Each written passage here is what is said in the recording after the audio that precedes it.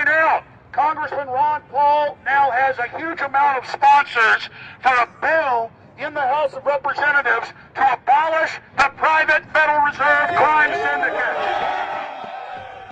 In 1913, the money power of the country was taken away from the people. By constitutional privilege, it belongs with the Congress, but it was given up in the Federal Reserve Act.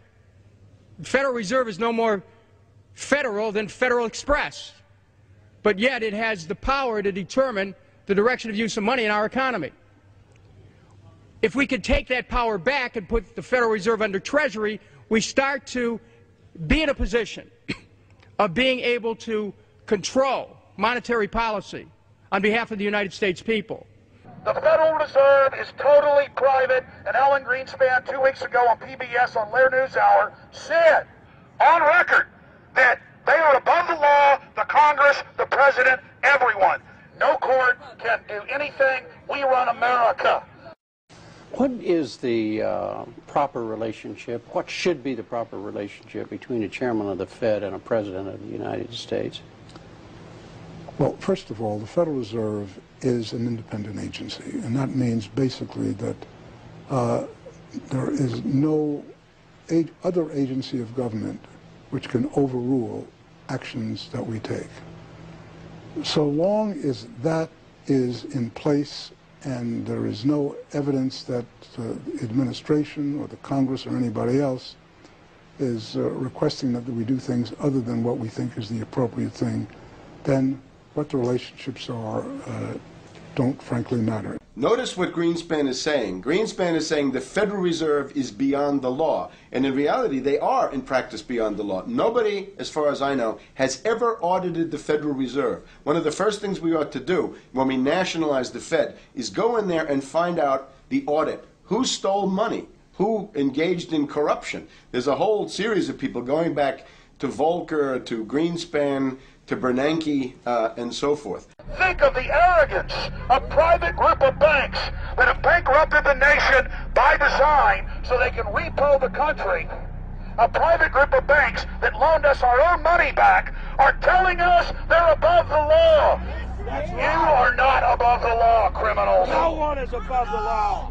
No one is above the law, and the private Federal Reserve sure as hell isn't either. Since the founding of the Federal Reserve back under Woodrow Wilson, the Federal Reserve has struck out 3 times. They didn't stop the crash of 1929. They didn't stop the banking panic of 1932, 1933. And now they are the cause of the derivatives crisis because they're the ones who inflicted derivatives on the world with Alan Greenspan. Instead of our economy being about goods and services and real products and manufacturing, it's all about these guys, the private Federal Reserve that masquerades as a government entity who controls the issuance of currency and credit. They're the ones that have cut off the liquidity in the market. They told us have a debt-based economy. Then they cut it off once they get us under their thumb and implode the economy so they can consolidate it. And that's what they're doing right now. I mean, it's in their own documents, it's in their own statements. They claim, give us unlimited power, give us trillions of dollars of the banker bailout bill that's already $5 trillion, not $850 billion as they say, and we'll get the economy going. But they're hoarding the money and buying up other banks that aren't part of the Federal Reserve, buying up insurance companies, buying up roads, infrastructures, media empires, defense contractors. What the banks do is they implode an economy by cutting off credit, and then once things really fall to a low, and they know the low because then they buy everything up, and start then putting more money back into the economy, and then they build it back up. So they build us up and then shear us, build us up and shear us. And they're getting ready, all over the world, they're always shearing some country, imploding it. Comes out in their own IMF and World Bank documents. That's just a foreign arm of the same cartel. And these are the people who claim to be the saviors of the economy, the people who have created every important crisis in the past 100 years, the Federal Reserve. So it's illegal, it's unconstitutional, and it's a failure. And I think the failure is what everybody can see right now. Yeah, what they do is they make you think Clinton's evil in running things. Then, oh, Bush will save us. And then, oh, Bush was evil. Now we'll be saved by Barack Obama, but he's just a puppet. But as we get deeper into this phase, when they implode the economy, they have all the money and all the control.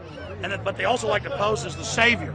So Obama is meant to be the savior during the Depression, and he'll save us with a 1 million person, he said, is bigger than our military, domestic spy force, a 3 million person environmental spy force.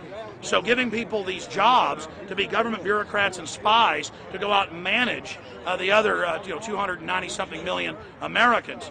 And so this is classical fascism. The communists also do it. Any vertically integrated command and control authoritarian system does this. So they're openly following what the same group of banks did in Germany, Russia. It's in the Communist Manifesto to have a private central bank, because the private central bankers actually wrote the ideas that they had Marx and Engels put out. People go, well, why would the banks want communism? It doesn't exist. They rape us, they consolidate us, they put us into work brigades, they make us slaves, and they say it's a people's paradise. Look at it, boy, you're really doing good. And then they transfer all the wealth of the nation offshore. The globalists are outside all the nations. That gives them safety, and they play countries off against each other. And so that's what we're facing and dealing with. And so they're bringing in classical, hardcore tyranny in the U.S., but we have the internet. We've grown our numbers. The alternative media's exploded. That's what they're trying to move in, to shut down and regulate and tax the web, but it's too late for them. They're playing in the 19th century, 20th century rules. It's 21st century, the century of resistance to tyranny. And so it's going to be one hell of a fight with the people and free humanity on one